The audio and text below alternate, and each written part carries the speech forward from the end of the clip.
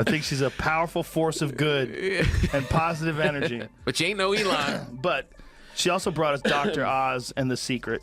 We have to remember what this lady has done. She has to be held accountable.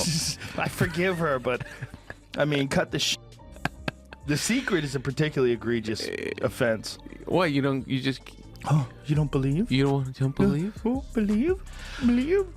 I want to be rich. I am rich. I imagine myself flying. I can fly. I will beat my wings until I take off. Oprah Winfrey, she's worth $3 billion. She's up there talking about all the racism she encountered. But okay, so Oprah Winfrey is American, but Kamala Harris, Jamaicans are not Americans, A. B, not oppressed in any sense. They're actually very successful in the United States. Caribbeans in general, I think, make more than native-born whites. They're successful, they're entrepreneurial. They're not part of the history of racism and slavery in the United States, just the opposite. They just showed up here. So, like, this is ridiculous. It all starts with a woman who could do no wrong. For decades, Oprah Winfrey was untouchable, the queen of daytime TV, the oracle of self-help, the billionaire best friend every suburban mom wished they had. When she spoke, people listened. When she cried, the nation felt her pain. Her approval could skyrocket careers. Her silence could bury them. But behind the shiny book clubs and generous giveaways, a storm was brewing. Suddenly, two of the loudest and most unexpected voices on opposite ends of media, Joe Rogan and Tucker Carlson, started tearing down the golden statue piece by piece. Joe Rogan is calling out Oprah and Michelle Obama for hypocritical speeches at the DNC. Watch. She's up there talking about income inequality. Like, hey, lady. Yeah, I know. You're rich as Like, how is that equal? And all. Not with baseless hate, but with questions that no one had dared to ask out loud. What if Oprah wasn't the selfless guide we thought she was? What if her empire, built on love and light, was actually fueled by branding deals, PR machines, and carefully crafted illusions? And here's the wild part, they didn't even plan it. Joe and Tucker weren't teaming up, but somehow, they both ended up pointing at the same cracks in the same empire, from completely different angles. One laughed about it, the other was furious. Have you noticed that it is more controversial to criticize Oprah than to burn the American flag? Really? Seems that way. I've never heard anybody criticize Oprah. Do you think it's political or do you think it's deeper than that? I mean, you're not like a right-winger. No. No? No. You don't even seem that political. No, I'm not really. I'm pretty much, just want to do right by the people, But the message hit the same nerve. By the way, before we continue, don't forget to like this video and subscribe to the channel. It really helps us grow and share more intriguing stories. Now let's continue. Bro, you remember the time Oprah had that lady on, his face bit off by the chimp? Stay there. And she showed her face on TV? Oh, yeah. Miraculously, she survived just the unimaginable. Her name is Charla Nash. Charla almost always covers her face with the hat and scarf. She wears it, she says, because she doesn't want to scare people. The lady was wearing a veil over her face, like, let's see your face, come on. She pulls the veil away. Like a Nope? What are you doing? Would you mind lifting the veil? Oh, no. So we can see. You could take the hat off. Oh, the hat comes off. Yep. Okay. All right. Joe Rogan didn't come in with a pitchfork, came in with that smirk. You know the one. He wasn't trying to destroy Oprah. He was just doing what he always does, poking holes in nonsense. And when Oprah's name came up, that nonsense radar started blinking like crazy. Here's Oprah on abortion. If you do not have autonomy over this, if you cannot control when and how you choose to bring your children into this world and how they are raised and supported, there is no American dream. There's no American dream without abortion. That to me sounds like a woman that's had an abortion. I don't know, but that's what it sounds like to me. Well, it's such a grotesque and crazy thing to say that clearly it's coming from somewhere. Yeah. He remembered the time she had a woman on her show, Charla Nash, the one who survived a brutal chimpanzee attack. Her face was disfigured beyond recognition. And what did Oprah do? She asked her, live on national television, to remove her veil. to show her face. That moment wasn't about compassion, it was about ratings. It was about making a spectacle out of someone else's trauma. And that was just the beginning. Did you see the Oprah interview? No. She's off the rails. Yeah, Off the rails. I heard about it. Into fucking wine mom country again. Wow. I'm a gun owner. Tim Walz is a gun. I did not know that. If And I thought somebody that was breaks in powerful. my house, they're getting shot. Yes, I hear that. Tim Dillon is the best. Tim Dillon's like, she's saying gypsy curses. What is she saying? Joe started pulling the thread. What about all the miracle cures, the smoothies, the life coaches? The endless cycle of self-help fads Oprah endorsed like they were gospel, all while selling books, workshops, candles, and God knows what to people desperate for change. She built an empire on the promise of transformation, but only if you paid the price literally. Oprah, who's involved with Weight Watchers, just apologized for preaching personal accountability over the past decades. She said it's not personal accountability. We're supporting Ozempic. This is becoming, obesity is becoming something. Do you think Oprah got paid? She's highly involved with Weight Watchers. Yeah, Weight Watchers has shifted from a personal accountability organization that it's been preaching for decades and is now a prescriber of Ozempic. They've totally changed because Ozempic is a better business model because you never go off of it. This is insane. So maybe one of the reasons this is accepted, people don't see it as totally crazy as I do. Joe called it what it was: commodified healing, enlightenment for sale, a billion-dollar infomercial disguised as spiritual guidance. He didn't need to scream, he just laughed. That quiet, knowing laugh, the kind that makes you go, wait, is this all a joke? Then came the moment Joe really pulled back the curtain. He went after the secret. Remember that book? The one Oprah pushed like it was the key to the universe? See Oprah fall down? Yes, and it's honestly... She's a little old to be falling down. You loved it? I loved it. Wow. Loved it. She You didn't like get when hurt. people get hurt. She's fine. She's dead. She died? Yes. All right. Ding dong. The witch is dead. She did. No, Imagine if she did, and I was if she died from the joking fall. about her. Yeah, we're fucked. No, she didn't die. No, she's fine. I just think like... She looks like she got hurt. It's nice to see billionaires fall. Oh. How about that? Visualize success, believe hard enough, and everything you want will magically appear. Millions of people bought into it. Literally over 20 million copies sold. But Joe wasn't buying it. Not for a second. He called it out for what it was. Delusion sold as enlightenment. He wasn't just mad that it existed, he was stunned. Oprah gave it a global stage. How does a woman, worth billions and full of life experience, push the idea that you can fly if you just imagine it hard enough? Let's think of when The Secret came out. I want to say that was like 2006-ish. 2004. 2006. Nice. Okay. So 12 years ago, she was 50 years old. How the fuck do you not know when you're 50 years old and worth $1 billion that that's not how it works? That it's hocus pocus. Yeah, it's not hocus pocus. Yeah. And to sell that to people is crazy. And that's a book that sold, I think I was reading it sold somewhere in the neighborhood of 20 million copies. At 50 years old, she wasn't some naive newcomer. She knew better. And still, she sold the fantasy. Joe had friends who truly believed this stuff. They built vision boards, took photos pretending they were already famous. One of the more I want to say disturbing, but it was confusing when that was taking hold with people. When I had friends that were telling me that The Secret is real and that they imagined they were going to fulfill these childhood dreams that they had had about whatever, being a fucking astronaut, whatever it would be. There was a couple people that I knew that were trying to tell me that The Secret was going to be the thing and that they had a vision board and they had photographs. They put pictures up of the things that they wanted, like them in front of large crowds and shit. And I'm like, oh boy. Them in front of large crowds. This is so not how it works. Yeah, but they're... And all because Oprah told them it worked. That wasn't harmless hope. It was selling false dreams to vulnerable people who trusted her. And that's what made it dangerous. Not because it was silly, but because it came wrapped in Oprah's smile, in her voice, in her brand. Joe didn't need to bring receipt. She had common sense. And suddenly, viewers did too. One by one, the illusions started to break. But Joe wasn't done yet. After exposing the secret, he turned to something even more unsettling: how Oprah built her entire empire on authenticity, yet controlled her image like a Fortune 500 CEO.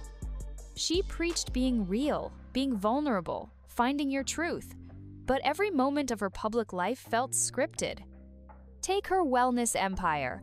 One minute it's green juices and mindfulness, the next it's miracle diets and emotional gurus charging thousands for vague advice. Joe pointed out how Oprah's brand was all about self-love and empowerment, but only if you followed her specific recipe.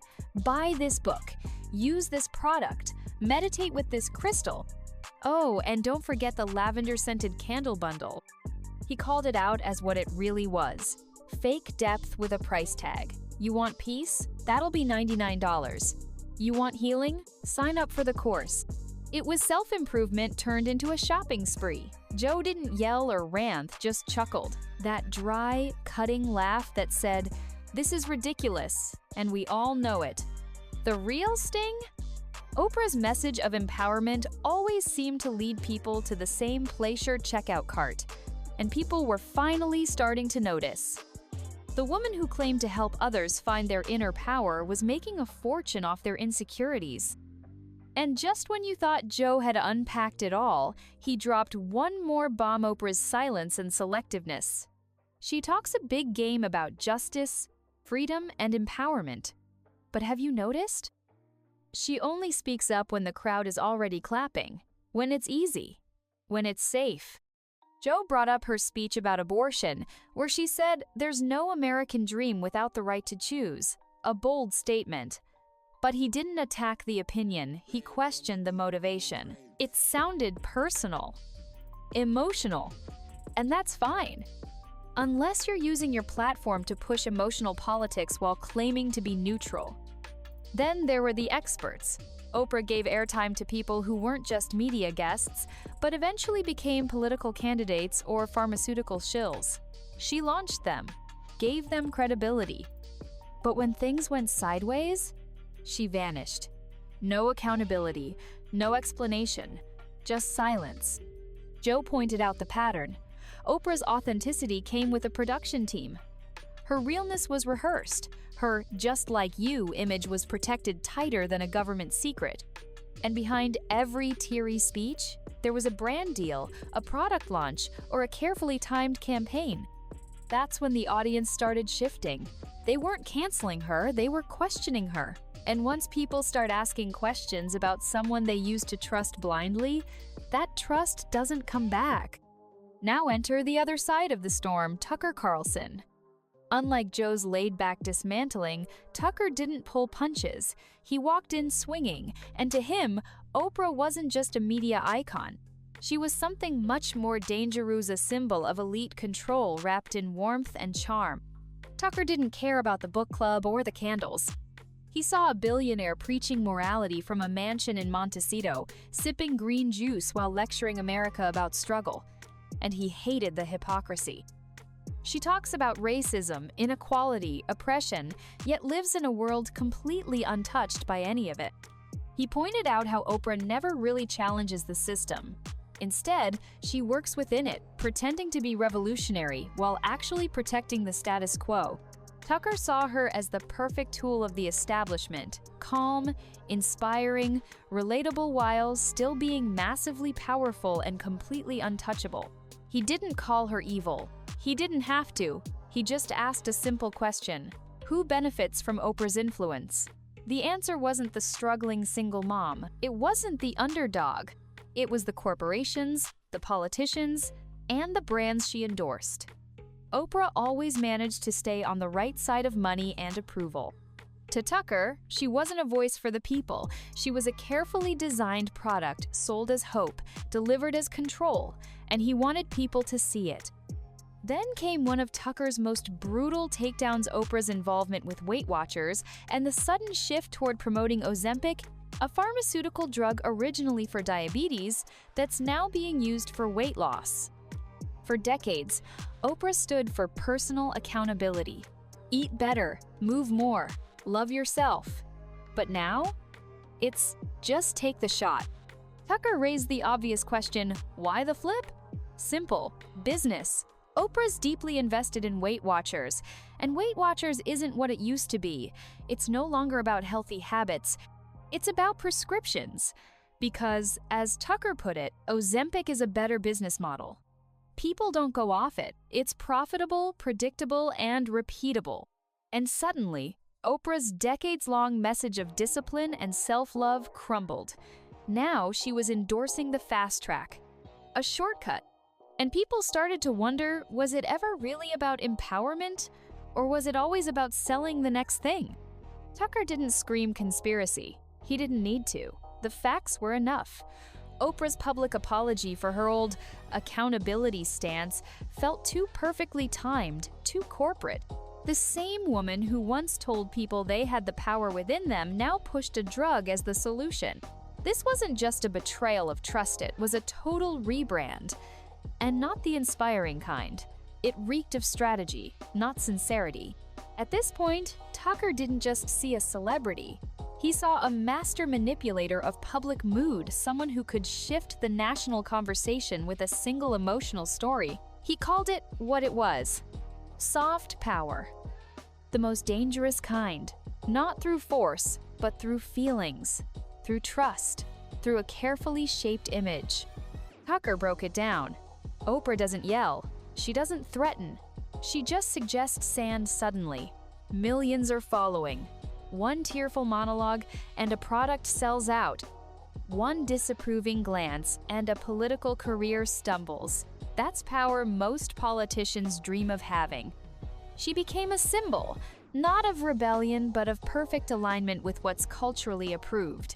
Always just edgy enough to seem brave, but never so bold that it would cost her anything. Oprah made inequality feel inspiring, made luxury look relatable, made billion-dollar decisions sound like heartfelt advice. Tucker saw it clearly. She wasn't giving people freedom. She was shaping their values, gently guiding them through a maze of emotions, always leading back to her brand. It wasn't obvious, it was smooth. And that's why it worked for so long. But once you start seeing the game, you can't unsee it. And Tucker wanted everyone watching to look past the soft music and the tearful interviewsto, see the machine behind the message. And that's when the real damage started, not to Oprah's bank account, but to her image. Because neither Joe nor Tucker needed Oprah to respond. She wasn't invited to the conversation. They weren't talking to her, they were talking through her, turning her into a symbol of everything people were starting to question. Joe saw a brand that sold emotion and called it truth. Tucker saw a puppet master wrapped in cashmere. But both were chipping away at the same glossy facade. And the most brutal part, they didn't even coordinate. Two totally different styles, two totally different audiences. Yet somehow, they landed on the same conclusion. This woman isn't who we thought she was. And the audience? They weren't angry. They were waking up, laughing with Joe, glaring with Tucker, but all starting to wonder if they'd been played. Because once you feel that doubtance, you realize your truth teller might have just been selling you a brand. It doesn't matter how many candles she lights or how softly she speaks. The spell breaks. This wasn't a scandal. There were no leaked tapes or legal disasters. It was something worse, quiet, subtle, and powerful. A slow, creeping disillusionment, the kind that doesn't scream. It whispers, and those whispers started getting louder. And as those whispers turned into conversations, the timing couldn't have been worse for Oprah. The cultural tide had shifted. People weren't buying inspiration blindly anymore. They wanted transparency. They wanted realness. And suddenly, Oprah's polished image started to feel outdated, like a glossy magazine in a world full of raw, unfiltered TikToks. Joe kept it casual but cutting. He remembered friends who truly believed the secret would change their lives. They put photos of themselves in front of crowds, visualized being astronauts or millionaires, and believed success would just happen. Because Oprah said so. But the truth? That dream sold millions of books and helped Oprah build a fortune. And the people who believed it? Most were left with vision boards full of fantasies and empty bank accounts. It wasn't just misleading, it was cruel. Meanwhile, Oprah stayed quiet. No podcast rebuttals, no live interviews, just silence, watching, waiting, hoping this wave of criticism would pass. But that's the thing, this wasn't just a wave, it was a shift. And when trust begins to crack, especially with someone who built their career on being authentic, the damage cuts deep. Oprah had become the luxury brand of emotions. And once people realized they were paying for a feeling, not a truth, it was too late. The curtain was pulled back. And the woman who once gave away cars was now struggling to keep her grip on the wheel. And then came the most uncomfortable realization of all the original Oprah fans.